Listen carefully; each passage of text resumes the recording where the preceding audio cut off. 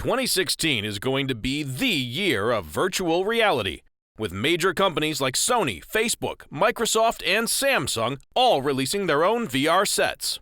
Gaming seems like the first logical application to implement virtual scenarios with, but for movies it will work great as well. It's only a matter of time until we'll be watching the first full-length blockbusters in our headsets.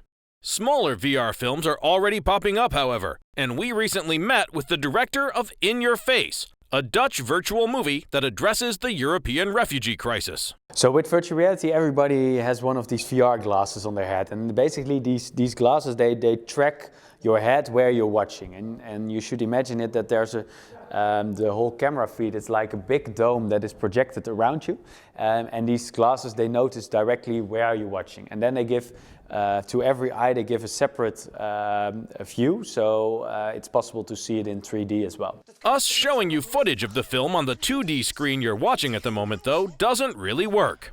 For example, the actors almost look like little people, as all the surrounding footage is compressed to make it fit your screen.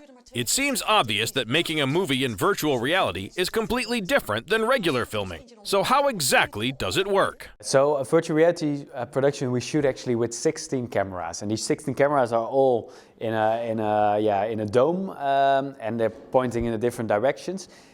8 cameras per eye, because you also want to have a 3D shot in it. And then all those cameras, those feeds are all actually stitched together and then projected in a space around you.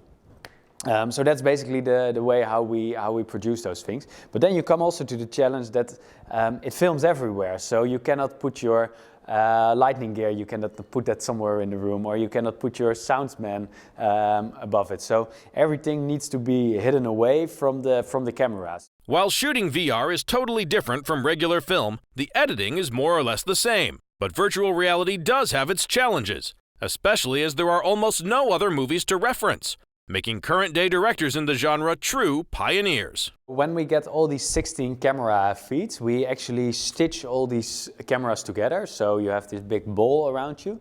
It's a process called stitching. And then, of course, after that you go into your normal edit.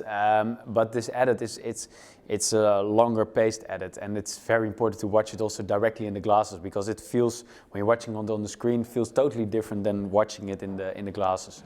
Then an important step is the 3D sound that we implement in it, because we want to have it coming from every direction actually. So that's something that we are really looking at. Then of course we have a post-production process, the coloring of the shots, the animations that you want to bring in, which are more also in a Cinema 4D, for instance, created, so you have them also in a depth feeling in it.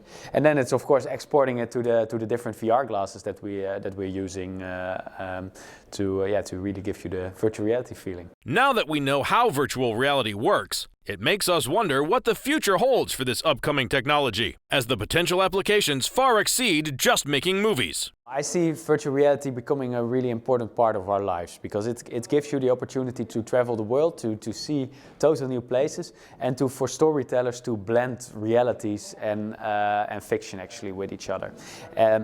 So I see huge potential for movies, but games are also, it's unbelievable how it works when you can use your hands and you can walk in it and you can stand in total new worlds. And I see a lot of directors actually from Hollywood. The big directors are stepping into it now. I was lately talking with the right hand of Steven Spielberg, and they are working now on unbelievable projects as well. So I see that there are coming, probably a lot of feature film kind of projects that will come to the market. If you've gotten all excited about virtual reality, you'll still need to wait a bit. Fortunately, not too long though, as lots of VR sets will hit stores in the next couple of months. Although these will aim at gaming, the possibilities are endless, and we predict it's only a matter of time until we find a headset in every household.